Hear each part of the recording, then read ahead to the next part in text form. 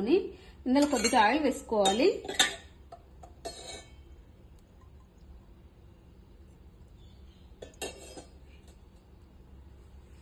ఈ ఆయిల్ వీటయ్యాక ఆవాలు, జీలకర్ర, అలాగే కొద్దిగా శనగపప్పు, మినపప్పు వేసుకుంటే తింటానే కరకరలాడుతుంటుంది. ఆలు గోబీ ఫ్రై చేస్తున్నాను.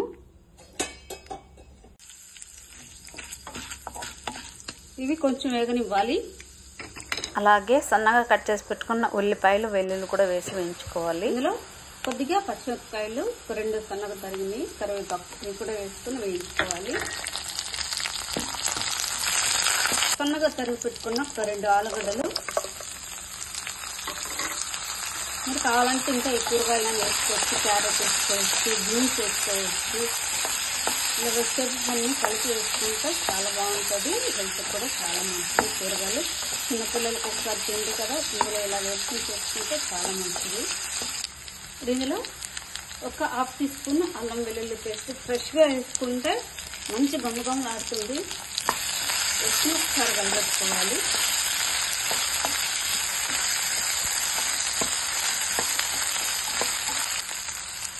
నేను గోబీ సన్నగా తరిగి వేడి నీళ్ళు వేసి తీసి పక్కన పెట్టాను. వేడి నీళ్ళు వేస్తే పురుగులు ఏదైనా ఉన్నా కానీ చచ్చిపోతాయి.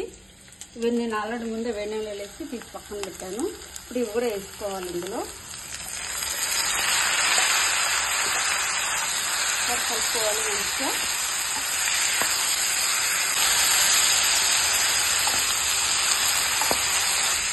ఇందులో సాల్ట్ కొద్దిగానే వేసుకోవాలి. సాల్ట్ అనేది ఎక్కువ పట్టదు. ఇప్పుడు ఒకసారి కలుపుకోవాలి. చక్కగా వేసుకొని అలాగే కొద్దిగా పసుపు, మంచి కలర్ వస్తుంది. లైట్గా వేసుకోవాలి. పసుపు ఎక్కువ వేసుకోవద్దు. మూత పెట్టేసి మగ్గనివ్వాలి. ఇందులో పెట్టుకొని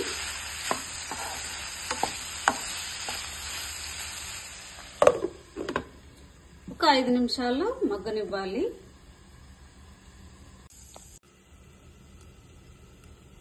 ఒకసారి చూసారా బాగా మగ్గిపోయింది. ఒకసారి కలుపుకుందాం. నేను బ్రేక్ఫాస్ట్ చేస్తున్నాను, అందుకే ఎక్కువ మసాలా ఏమీ వేయట్లేదు. చక్కగా అయిపోయింది చూసారా.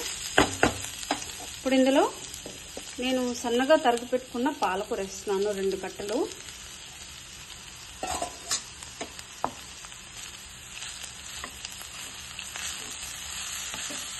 ఆకుకూరలు అప్పుడప్పుడు తింటే మంచిది. మేము పాలకూర లేదా తోటకూర వేసుకోవచ్చు, చుక్కకూర వేసుకోవచ్చు, సొయ్యకూర వేసుకోవచ్చు.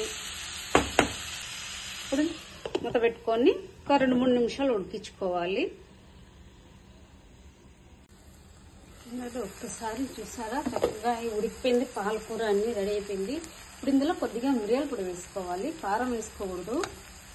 ఆల్రెడీ పచ్చిమిరపకాయలు వేసాం కాబట్టి ఎక్కువ కారం పట్టదు. కలుపుకోవాలి చక్కగా. కర్రీ అయితే అయిపోయింది. ఇప్పుడు చపాతీ కూడా చేసుకుంటున్నాడు ఒక పక్క బ్రేక్ఫాస్ట్కి.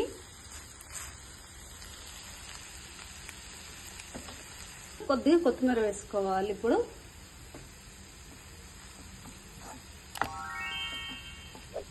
చాలా సింపుల్ రెసిపీ. పిల్లలకైనా పెద్దలకైనా చాలా ఈజీగా తినొచ్చు.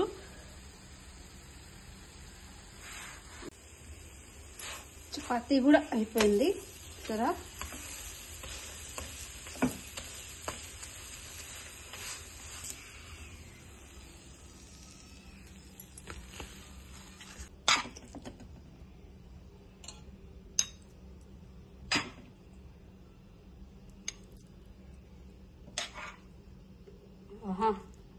స్మెల్ అయితే బాగా వస్తుంది. మంచి అరోమా. చూడండి చపాతీ పరాటా వేసాను. పరాటా కాంబినేషన్ చాలా బాగుంటుంది. ఎప్పుడైనా కూరలు ఎక్కువ పెట్టుకోవాలి. చాలా సింపుల్గా ఆయిల్ తక్కువ చేశాను చూసారా.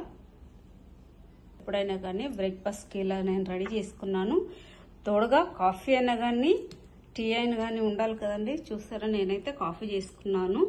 మీకు ఎంతమందికి ఇష్టమో బ్రేక్ఫాస్ట్తో పాటు కాఫీ తాగడం చెప్పండి. నాకైతే చాలా ఇష్టము. నేను కాఫీ కంటే టీయే ఎక్కువ తాగుతాను.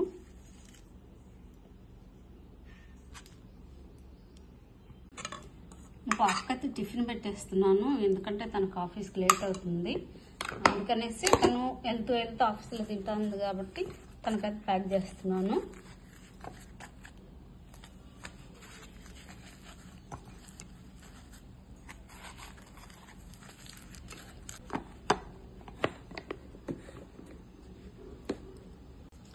తన టిఫిన్ కూడా ప్యాక్ అయిపోయింది.